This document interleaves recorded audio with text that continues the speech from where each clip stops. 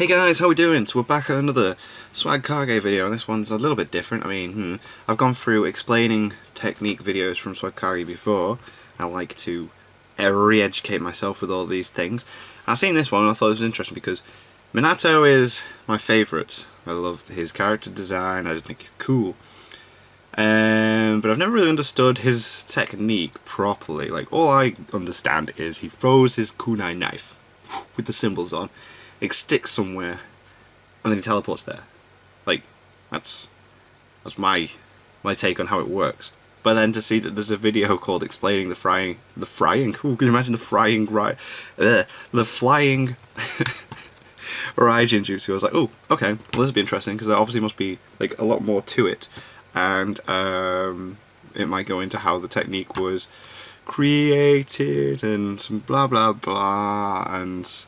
Let's just get into it. So this is explaining the flying Raijin Jutsu, not the frying Raijin Jutsu. I'm sure it's a different one that the chef in the ramen stand uses. Anyway, explaining I can't even say it. Explaining the flying Raijin Jutsu. Let's get sure we got the right volume setting. No, we do not. Here we go. Yo, what's going on, everybody? Swag Kage here, and welcome to today's video, where we're going to be talking about the Flying Thunder God technique, though you may also know it as the Flying Raijin Jutsu or Hiraishin no Jutsu. This is one of many ninjutsu created by the second Hokage, Tobirama Senju, and it's an S-class space-time ninjutsu that allows a person to leave a mark on any object, surface, or person that they can teleport to at any later time. There are almost no restrictions involved in using this technique aside from its steep learning curve, meaning that it can be applied in almost an infinite number of ways. But the only requirement for a user of the Flying Thunder God technique to teleport to any place of their choice is for them to have left one of these markings there. And that's not very difficult to do under any circumstances because there's practically no known limit to the amount of surfaces a person can place one of these markings on. Weapons, clothing, the ground, parts of the environment like trees, I'm an idiot. I'm sure this another person's bare skin even. It's possible to leave the technique's mark on all of these things and then some. Further adding to that, the Flying Raijin is not stated to have any range limit and is actually implied not to have one many times. Minato practically confirmed this when he gave Kakashi a kunai knife marked with the Flying Thunder God seal as a gift for his promotion to Jonin, and went on to say that as long as Kakashi was carrying this knife, Minato would be able to teleport to him under any circumstances when he was in danger. Keep in mind that Minato said this in the middle of the Third Shinobi World War, meaning that he could be literally countries away. So even if there is a cap on how far users of this jutsu are able to teleport, it's practically irrelevant if the distance is that massive. Further adding on to that, there is also no known limit on the amount of seals a person can create. Oh my god,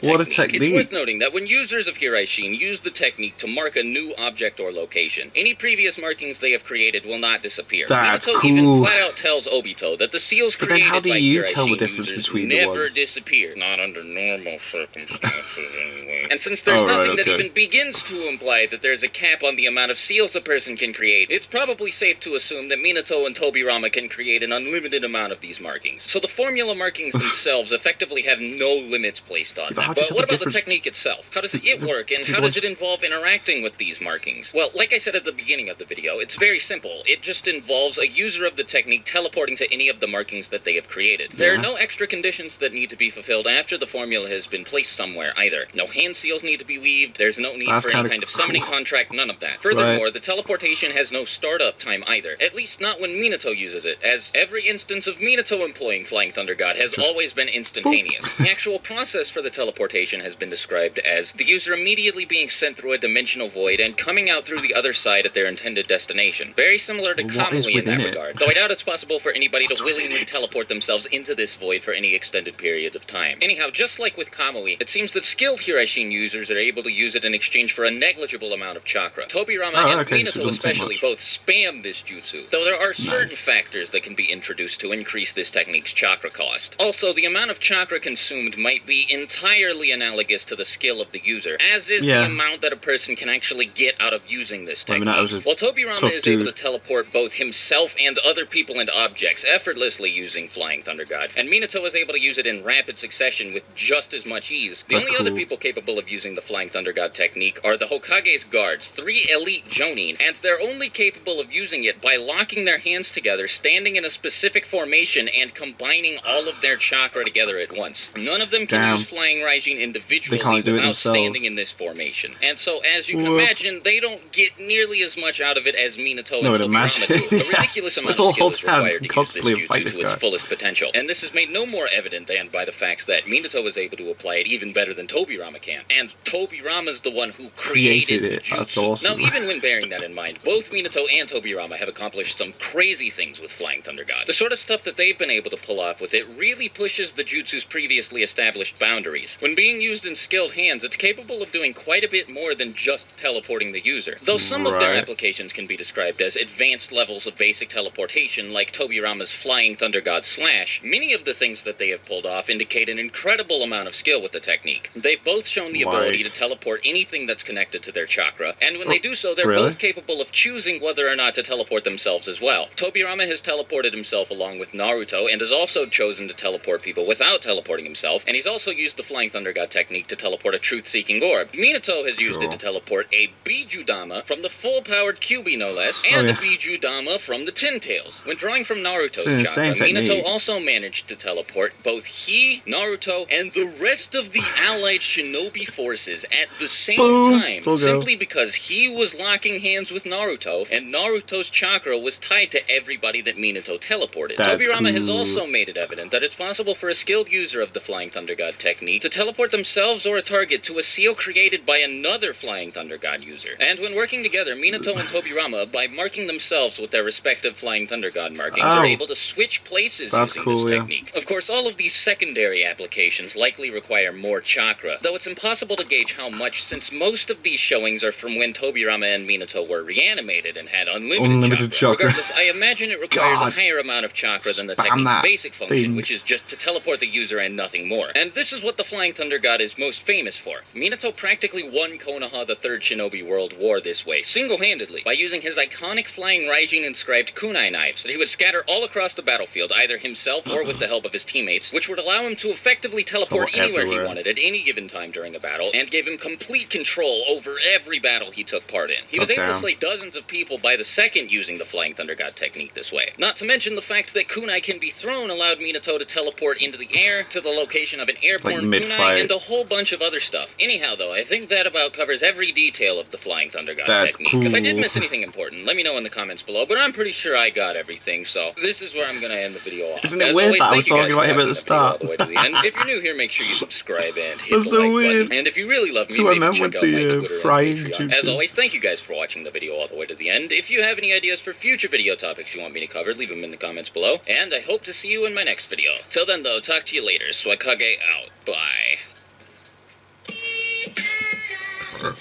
The only thing I'm confused about with that technique, and I know it's like overthinking it, and bear with me on this one. Bear with me on this. So, he can throw all these kunai everywhere. He can put his symbol on anything. He can teleport to anywhere he's put these symbols. But, how do you, as the user, differentiate between where the symbols are actually placed? If you understand what I mean. Like, I could put 5 symbols all over my room here, right? And then and they're all the same symbols from my understanding from looking at that. I then go, oh wait, no. How do you differentiate between where you have put all those symbols? Now I could understand maybe if, like, you know, they're saying that like he's got one in a mountain over there and one blah blah blah, blah, because then maybe you could like feel how close the symbols are. But if you're laying kunai all over the same area just to teleport between to fight someone, how do you differentiate between all those different kunai that are on the floor like that? The cool technique though. Jesus Christ, I didn't realise like it had like no limit to how far, and you could just have as many things as you want. Obviously it's been so long since I've read Naruto, but like I always forget little examples of when it's used. But yeah, you can teleport anything. You don't have to teleport yourself, you can teleport items, blah blah blah. Such cool technique, and Minao is such a cool dude. So cool. I've got his cape, the white thing. I cosplayed as him one time and it was terrible because I didn't have a wig and my hair was really short and fun, and everyone else that dressed up like him looked really, really cool. Anyway, thank you guys very much for watching. And I know, it's where's the Aizen versus Madara, where's the Akatsuki versus the Espada. I'm really behind schedule on my videos because of my birthday and everything that went on the last few days. So I'm really trying now to get back into the video stuff, and when I've got a spare like day, because it's going to take like a day to do it. It takes like a day to do over an hour long video, which is the Espada versus Akatsuki. Once I got time, I'll get onto it. Don't you worry. But until then, thank you guys very much for watching. What did you guys think of that? What did you guys think of this? Click like, subscribe if you haven't already. Leave comments down below. Let me know what I should watch and discuss in future videos. And I'll see you guys, yes, all of you guys, next time.